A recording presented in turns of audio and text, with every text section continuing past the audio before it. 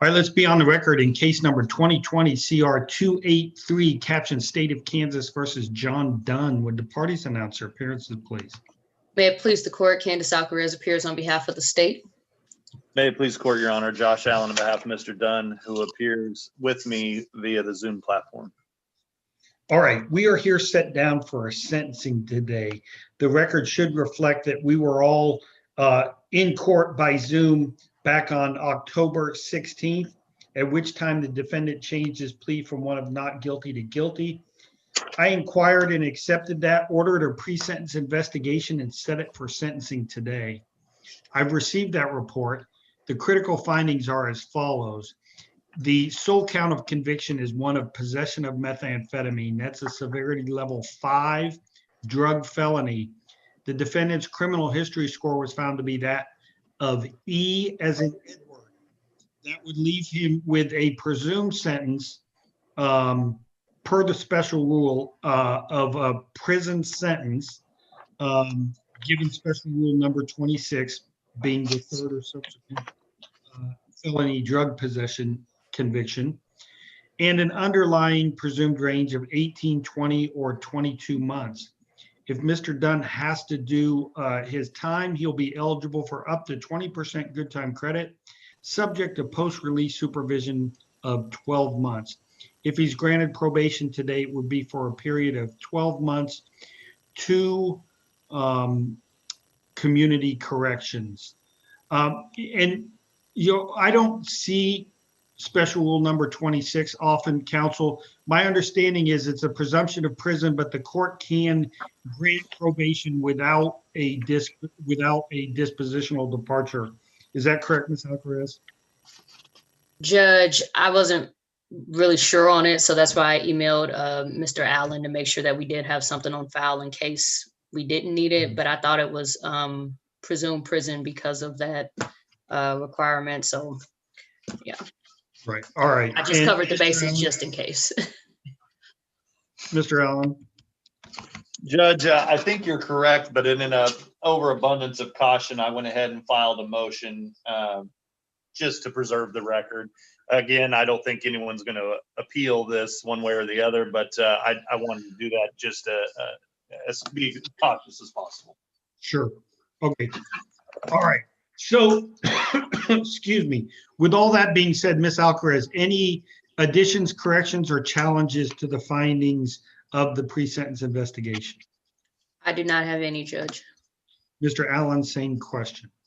Judge, I've reviewed the PSI and provided a copy to my client. We have no additions, corrections, or objections at this point. All right. Then I will adopt the findings of the PSI for today's hearing and ask for your comments upon sentencing, Ms. Alcarez. Judge, we would just ask that you follow the plea agreement in this case. This is a drug case, and so we're hoping that the defendant is able to get the help that he needs and continue on productively with his life. And so we just ask for you to grant him probation today. In terms of the numbers, we'll leave that up to the court's discretion, whether that be standard, mitigated, or aggravated. All right. Mr. Allen, comments? Thank you, Your Honor. On behalf of Mr. Dunn, I would ask that you go along with the plea agreement. The state joins us in our recommendation for probation. Mr. Dunn's criminal history is lengthy, but we would argue that it is nonviolent. He is 63 years old. A period of incarceration during a pandemic for a 63-year-old who doesn't begin the sentence in great health is, Judge, our argument is unnecessary in this case. He's accepted responsibility for the crime charge. He waived preliminary examination and in lieu of a trial, agreed to enter a plea.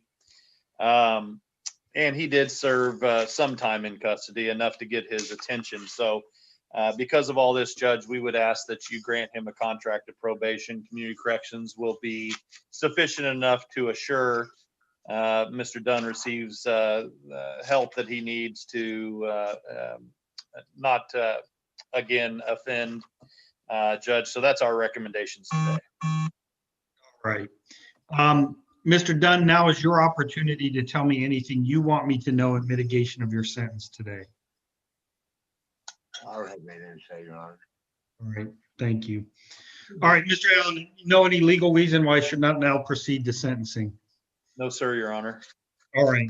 So I looked at special rule number 26, and I don't think I've ever seen language in the statute such as this. It says that it's presumed imprisonment, and then it says that a sentence of imprisonment shall not be considered a departure. It doesn't say anything about granting probation being a departure. So that's some odd wording in that special rule. But in any event, if this does require a departure, I will adopt the arguments of the defendant's motion and comments today to find substantial and compelling reasons to depart from the sentencing guidelines and grant him probation. And obviously, if it doesn't, the same findings also argue for probation in this case. So given all that, I am going to sentence the defendant to a period of 20 months in the Department of Corrections. If he has to do that time, he'll be eligible for up to 20% good time credit and subject to 12 months of post-release supervision. His application for probation today is considered and it is granted to Community Corrections for a period of 12 months. A specific term of that probation will be that Mr. Dunn get a drug and alcohol evaluation, follow the recommendations thereof. All right. Mr. Dunn, how is it that you make ends meet these days? Do you have a job? Are you on disability or Social Security, anything like that? I'm on Social Security retirement. Okay. And how much do you get a month, if I may ask? $925. What's your living arrangement? Do you own a house, rent a house? I own a house outright. All right. No mortgage on that house? No. Okay. All right. Well, defendant's on fixed income, so I'm going to do a couple of things. I think there's enough there, given that he can pay the court costs and the supervision fee. Mr. Allen, you are appointed, is that correct? Yes, sir, Your Honor. I'm going to waive your fees for the defendant as well as the bid's application fee. It says that Mr. Dunn would have to register, but I believe that his felony convictions in Kansas are as late as 2017 or actually 2018, so he should be in the database. There's no need to for him to pay a database fee again.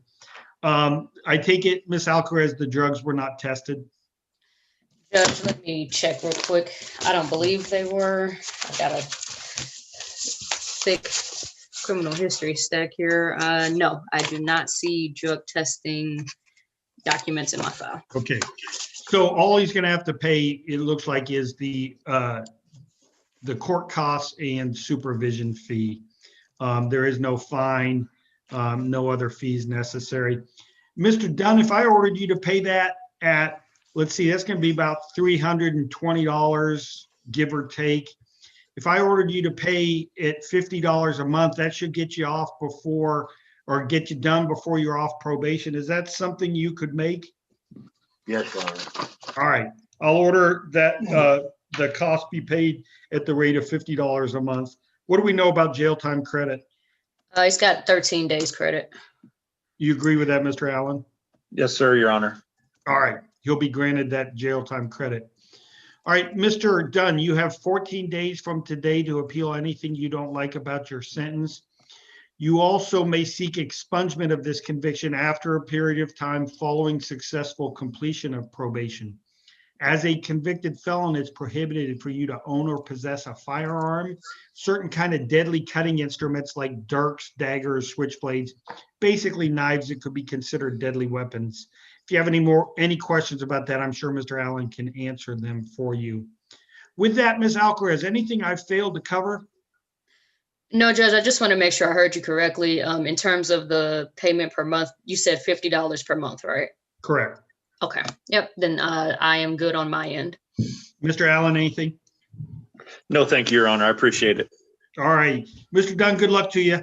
Oh, I'm sorry. One thing I do have to do is you're on probation with Community Corrections. Mr. Allen probably has that number, but I'm going to give it to him anyway. It's 913-573-4180. As soon as we hang up here, if you would call them, they will instruct you on how to go about getting set up and reporting, okay? Okay. All right. Now, with that, anything else? No, Your Honor. Thank you very Stay, much. Judge. All right.